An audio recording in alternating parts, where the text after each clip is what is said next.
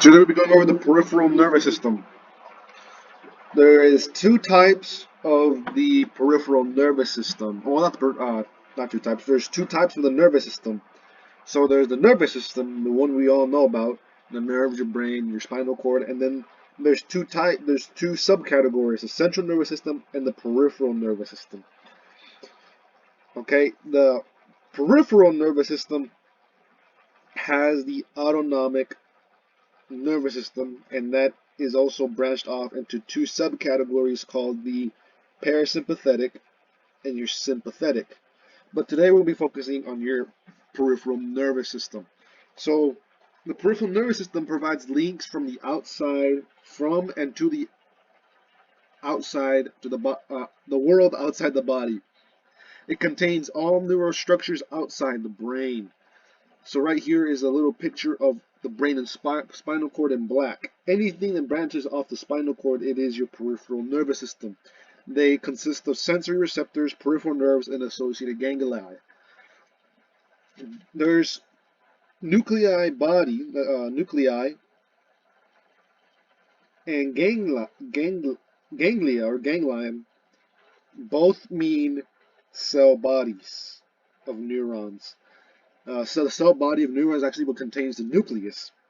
So ganglia, a cell body in the peripheral nervous system is called a ganglia, while a cell body in the central nervous system is called a nuclei, right here. Same thing with axons. Axons in the central nervous systems are called tracts, with the T. In the peripheral nervous system, they're called nerves. And we're going to be focusing on nerves and ganglia, or ganglion. So there is various reasons why we have so many receptors and so many specialized to respond to changes in the environment. It keeps us alive and it keeps us aware of our surroundings. Sensation is the awareness of a stimulus, and perception is the interpretation of the meaning of the stimulus, making what you feel and what you see meaningful. And sensation is being aware of your surroundings. And there are various classifications of receptors, and we're going to go over them pretty simple. There's mechanical receptors that respond to touch, vibration, and stretch. These are usually your simple senses. Your simple sense is basically touch and pressure and vibration. Then there's thermoreceptors, which are sensitive to changes in temperature. And there's photoreceptors that respond to light energy. They're found in the retina of the eye. And there's chemoreceptors, and they're found in blood vessels and in mainly, well, I would say blood vessels because it's the easiest analogy that I can put up together. Your blood can change pH, or your blood, these receptors will sense too much glucose in blood and then actually will send insulin to bring down that sugar spike. And there's nociceptors, which are sensitive to pain-causing stimuli, extreme heat or cold, excessive pressure, or inflammatory chemicals.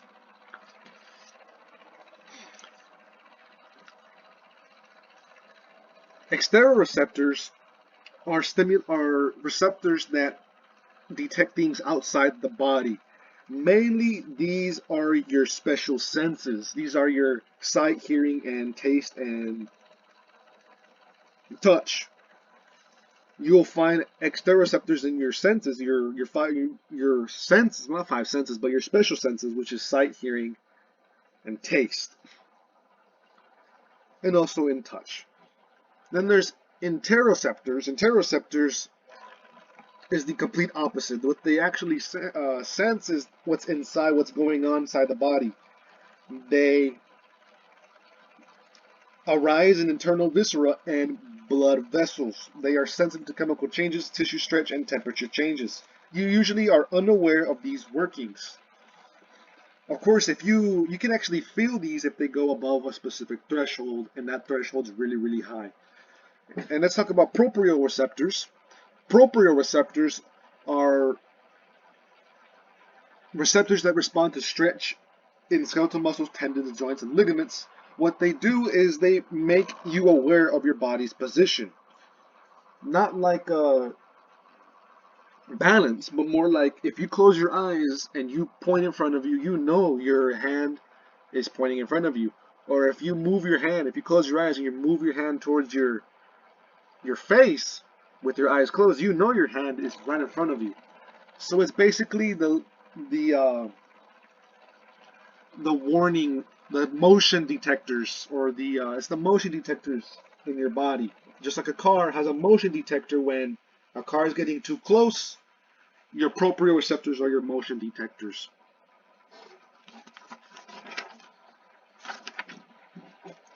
Let's go over our general senses and our special senses. Our general senses are tactile sensations, which is touch, pressure, stretch, and vibration. This right here is your simple senses. You have special senses, which is vision, hearing, balance, smell, and taste. But there is usually 22 different senses. But these are your special senses, which is vision, hearing, equilibrium, smell, and taste. Notice how touch is not a special sense. A general sense is touch, pressure, stretch, and vibration. So I suggest that you should know the difference between a general sense and a special sense.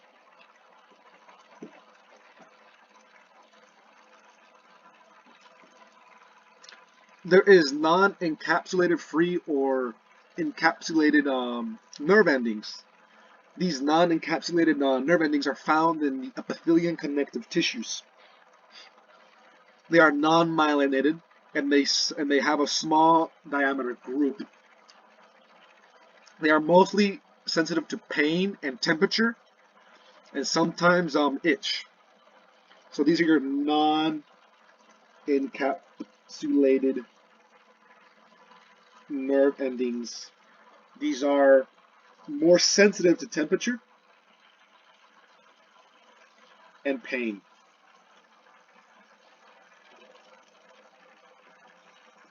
Here we have thermoreceptors. Thermoreceptors is what makes us feel cold and hot. And if it's lower than 10 degrees Celsius, we actually start to feel pain. And if it's above than 48 degrees Celsius, we start to feel pain. So anything outside those ranges, our nociceptors are activated and they cause pain. So anything beyond those borders, you feel pain. Cold receptors are found in the superficial dermis, and heat receptors are found in the deeper dermis. So your cold, superficial dermis, and the heat receptors, and the heat is in the deeper dermis.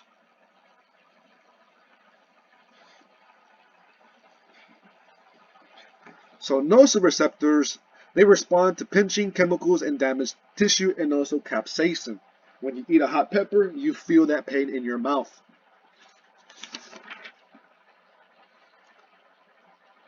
Other non-encapsulated dendritic endings, such as light touch receptors, tactile Merkel discs, or hair follicle receptors. We're only going to focus on these two. Meissner corpuscles are more of a little balloon, and they have a little balloon, a little squiggly line inside of it. Pacinian corpuscles are more of an onion, and they are found in more deeper in the dermis. So Pacinian corpuscles, deep pressure and vibration. Meissner's corpuscles, discriminative touch or light touch. You'll find that in more of your epidermis and your dermal papillae, for example. So why is it so important for us to be aware? Well, survival depends on it. It depends on sensation and perception. Sensation is the awareness of changes of the internal and external environment. So you're aware what's going around you, and perception, what do those things mean? What does your environment mean? Is this danger? Is it safe? Um, these two work together in order for you to survive. So let's get into the somatosensory system, which is part of the sensory system that's serving body, wall, and limbs. So they receive inputs from the exteroceptors, proprioceptors, and interoceptors. They input relayed towards the head but processed along the way. And let's talk about more about these. So there's two types of sensory receptors. There's phasic, fast adapting, and tonic receptors, which adapt slowly or not at all. What does this mean? So phasic receptors signal the beginning or the end of a stimulus, and they fade off. For example, if you enter your friend's house and it smells like a delicious dinner, you start to feel the beginning of that stimulus. You start to feel, oh, this is really, really good. After 10 minutes or 25 minutes, it's still the scent is still there, but your receptors has toned down the stimulus. It has basically brought it down less of your attention. Or for example, let's say you go at a party. It is really, really, really loud, really, really loud, and after a while, when you enter the party, you covered your ears. Like, man, this party's loud. But after 10 or 15 or 20 minutes, the music is already. It sounds normal to you. It is brought down to you phase down to a lesser level. So these are examples for pressure, touch, and smell. Tonic receptors adapt slowly or not at all. For example, these are examples of nociceptors and most proprioceptors. So these do not phase out. When let's say you have a constant pain in your stomach, like a stomach ache, a tummy ache, that will not go away until you feel better. It will not tone down. It will just be a consistent pain. It will not tone down. Your body will not get used to that pain until it is gone. That is a tonic receptor. So tonic receptors don't phase out, and phasic are fast adapting receptors that signal the beginning of a stimulus or the end, but mostly the beginning. We're not talking about pain tolerance. We're talking about visceral and referred pain. So visceral and referred pain from one body perceived from a different region. Visceral and somatic fibers travel in same nerves. Think about these are little roads, and they all connect to a highway. And that highway connects other small roads. If you feel something, it could mean something else. If you feel like a pain on your neck, it could mean something's wrong with your colon. So for example, the left arm pain during a heart attack. When people are having a heart attack, they don't feel it in their heart. They actually feel it on their left arm or on their left chest. Although the heart is in the middle of the trunk of the body, the patient doesn't feel a heart attack. It feels the pain on their left arm or on their chest. It is because the heart has a little road, and then the nerve endings on the arm and the chest have a road that connect into that highway that makes it perceive that there's pain on the left arm and the left chest. Let's talk about our cranial nerves. So we have I think it's 12 cranial nerves. Yes, we have 12 cranial nerves. You have your olfactory, your optic, then we have our ocular motor. I'll actually just go one by one. So let's go by the olfactory nerves. The olfactory nerves are the sensory nerves of smell. They are found in the bottom of the brain, and they run from the mucosa to the olfactory bulbs, and they pass with the cribriform plate and the ethmoid bone. It is a purely sensory function. That's all it does. It just senses smells. Then we have the optic nerve, which is number 2. It arises from the retinas and it goes all the way to the occipital, the lobe. It passes through the optic canals, converge, partially cross through the optic chiasma. The optic chiasma is the crossover of the nerves all the way to the occipital visual cortex. It is purely sensory visual function. So all it does is just sees things. It just senses visions. So any damage to this can cause blindness. Here we have your ocular motor nerves. What it does, it is the eye mover. It raises the eyelid, directs the eyeball, constricts the iris, and controls the lens shape.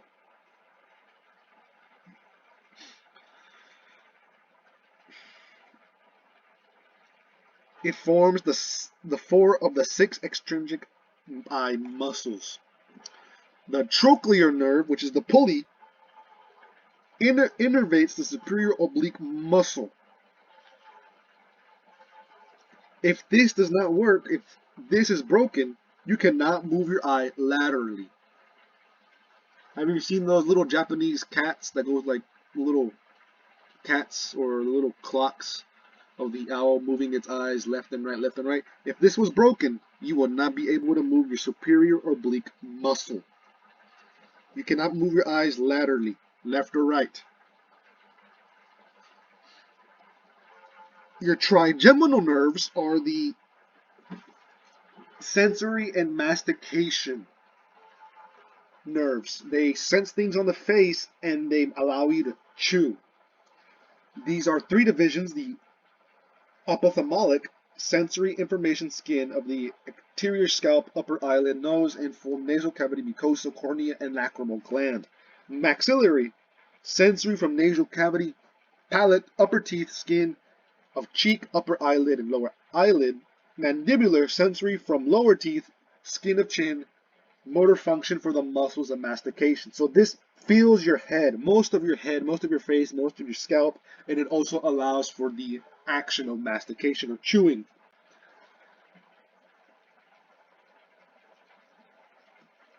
So the abducens nerves is a primary motor nerve. What it does, it innervates the lateral rectus muscle. What this does, it also doesn't allow the eye to move laterally. At rest, the eye moves medially.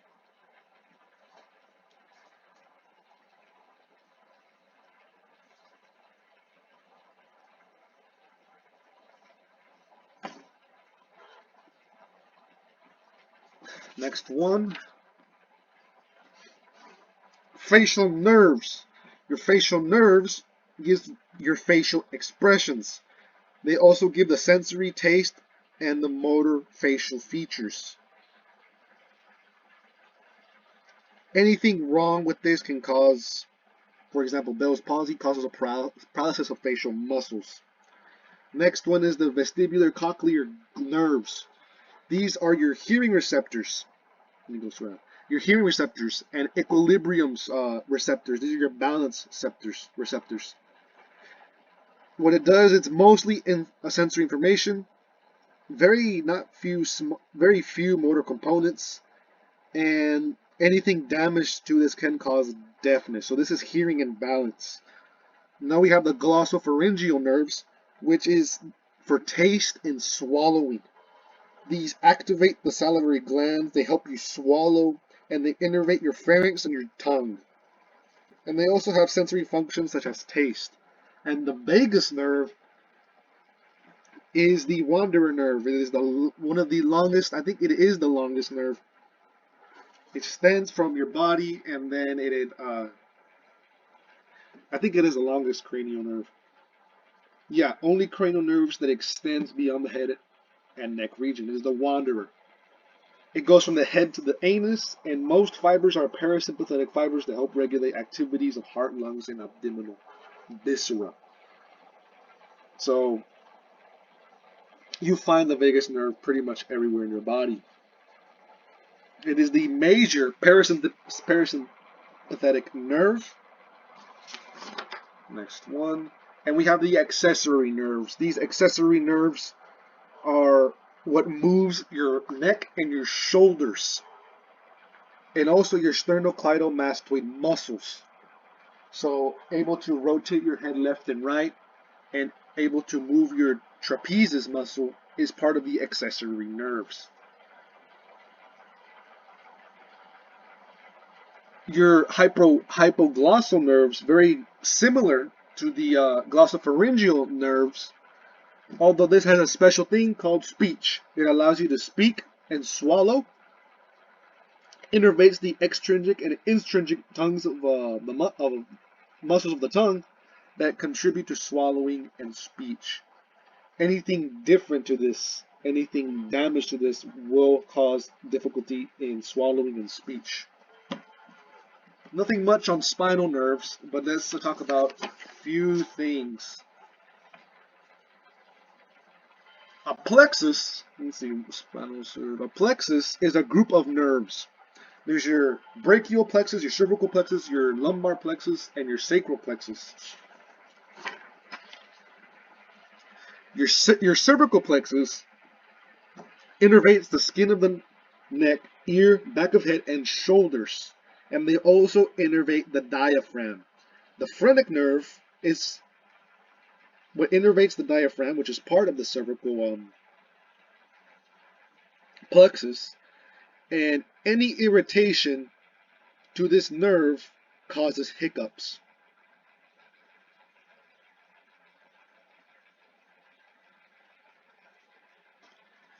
Now we have the brachial plexus, which gives a rise to nerves that innervate the upper limb, so your left arm, forearm, and your right arm and your right forearm. Let's do some 5 important nerves. There are 5 important nerves in your brachial plexus. Your axillary innervates the deltoid. The musculocutaneous innervates the biceps brachii, brachialis, coracobrachialis, and skin of lateral forearm. These 3 are found in your forearm. The median innervates the skin, most flexors, and forearm pronators. So the median, you actually, if you look at your forearm, make sure your palm is facing towards you. Your median nerve, you'll find it right in the middle of your forearm. Your ulnar nerve, you'll find it on the pinky side, and your radial nerve, you'll find it on your thumb side.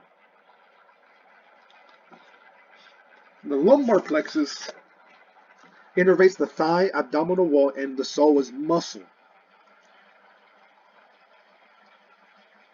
It also contains the obturator nerve that passes through the obturator foramen to innervate the adductor muscles. But let's talk about the sacral plexus the most. The sacral plexus serves the buttock, lower limbs, pelvic structures, and the perineum. The sciatic nerve is the thickest and longest nerve. What it does is it innervates the hamstring muscles, abductor magnus, and most muscles in the leg and foot. It is composed of two nerves, the tibial and the common fibular nerve. Let's talk about Hilton's law. Hilton's law is that any nerve serving a muscle that produces a movement at a joint also innervates the joint and the skin over it. What does this mean? That if a nerve ending controls the muscle, it also controls the joint, and it also feels for the skin. So one nerve ending has all that job to do. A dermatome is the area of the skin innervated by a cutaneous branch of a single spinal nerve. If you damage this spinal nerve, that means that dermatome is damaged. That means you can't feel. It's all you. If you cut yourself pretty deep, you cannot feel part of your skin, that little numbness. For example, I cut myself on my pinky, and I can feel anything bottom of my pinky, but if I feel anything past my pinky, towards my nail, I cannot feel anything. So a dermatome is an area of skin, a part of your skin innervated by a cutaneous branch of single spinal nerve. A reflex arc, a reflex arc, well, there's two types of reflexes. There's inborn reflexes, which are rapid, involuntary, and predictable, and they are acquired reflexes result from practice or repetition, driving skills, or tying a knot. Reflex arcs contain a receptor, remember these, a sensory neuron, integration center, a motor neuron, and an effector, which is the action. It's either a muscle fiber or a gland. The effector is what gives the action. The motor neuron tells the effector what to do. For example, the motor neuron says, hey, make me more insulin. It will make insulin. That's the action, making more insulin. Or motor neuron says, hey, move this, or constrict, or relax. The effector will constrict or relax. So that is what makes a reflex arc. Remember that. Remember what makes a reflex arc. There are somatic reflexes, which activates skeletal muscle, which means you can actually move this. You can actually move this muscle voluntarily. And there's autonomic or visceral reflexes, which activate visceral effectors. You usually can control these. These are smoother cardiac muscle or glands. You cannot control how much insulin you produce. You cannot control how much oxytocin you can produce. These are uncontrollable. These are autonomic visceral reflexes. That's it for today. We're going over the autonomic system.